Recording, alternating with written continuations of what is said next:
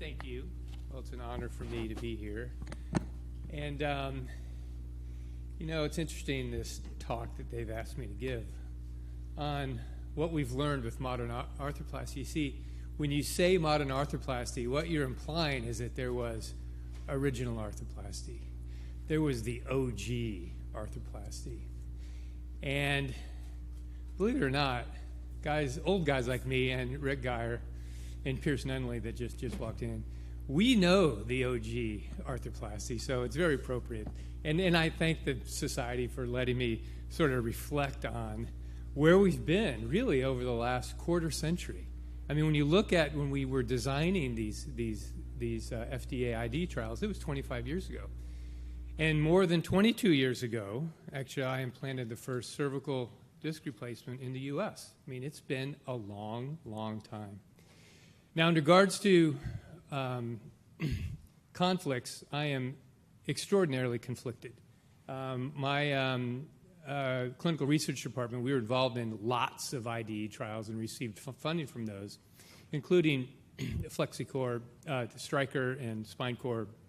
We were part of the FlexiCore trial, FDA IDE trial, which is a lumbar arthroplasty. We're going to talk about that in just a moment.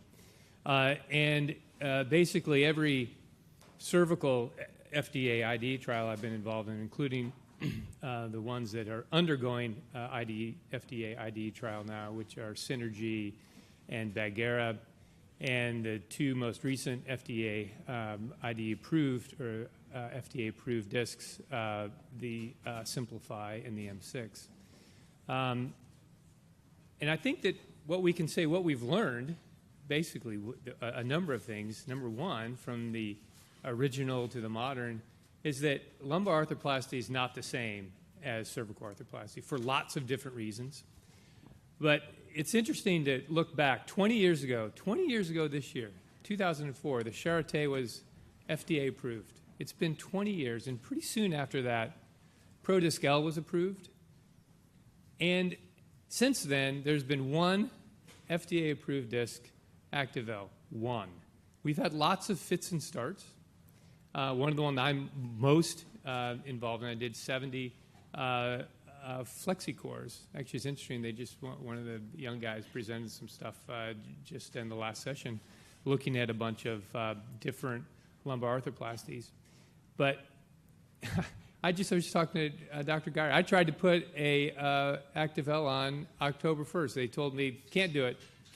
So basically, we have one lumbar disc replacement in the U.S. right now. It's the craziest thing in the world. Now, I still am bullish on lumbar arthroplasty, but I'm not going to spend any more time on this because I have really smart guys. They're going to talk more about this later on today. But I'll tell you, in cervical disc replacement is much different. And we've gone from the OG, from the original 3, and now we have 7 FDA-approved cervical discs and 3 more that likely will be very soon within the next year or so.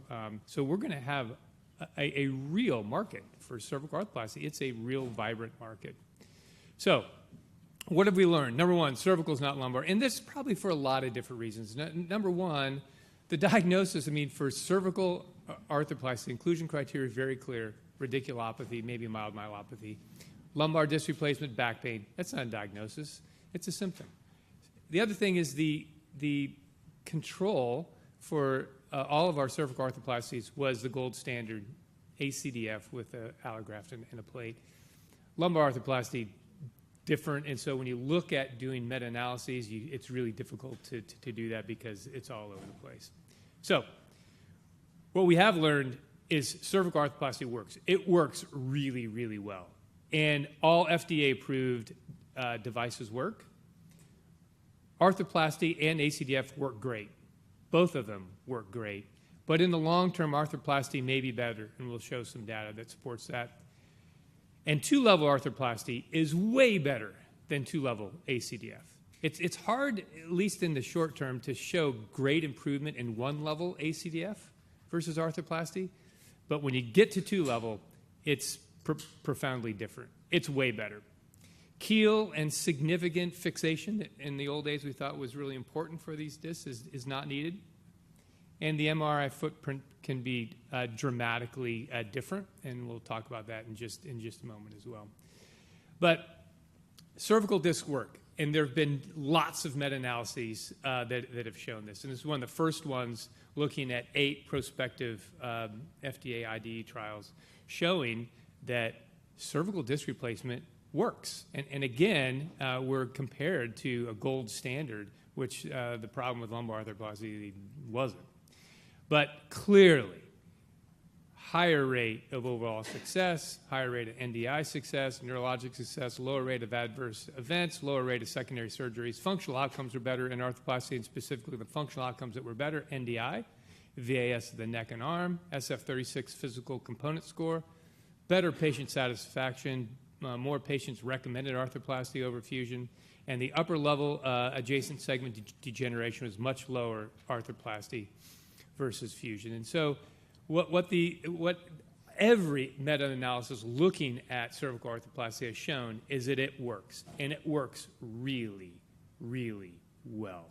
One of the more recent meta-analysis, again, looking at 30 prospective RCTs. I mean, this is insane, right? Where else do you see data like this?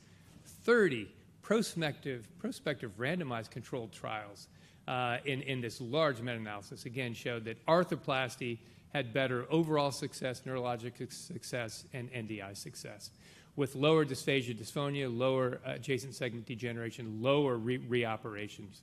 And so we can say clearly that cervical arthroplasty works. We have level 1A evidence, best evidence you can have in all of science, that every one of these discs works really, really well. And I think with long-term data, and here we just published a 20-year follow-up with over 90% follow-up, that both arthroplasty and ACDF work. They work really well all the way out to 20 years.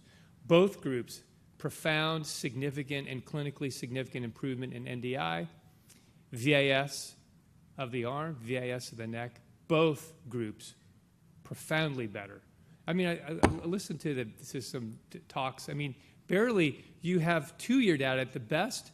But I look over there, I'm looking at all these ACR, and we have x-rays in the recovery room. That's really about it. I mean, this is remarkable data. You guys should be very, very proud of what we have done as cervical spine surgeons.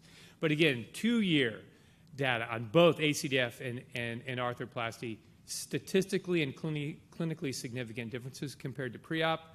But between the groups, not any statistical difference. And even if there were, it's not really clinically different. It's really hard to show that there are significant patient-reported outcome differences in one-level arthroplasty versus fusion. But where it does show differences in reoperations. And just take a quick second to say that at 20 years, there is a statistically and clinically significant difference in reoperations that favors our arthroplasty. 10% in the arthroplasty, more than 40% in the fusion group. We did not see this at 10 years. We saw more reoperations in the fusion group, but it was not statistically significant. Now it is.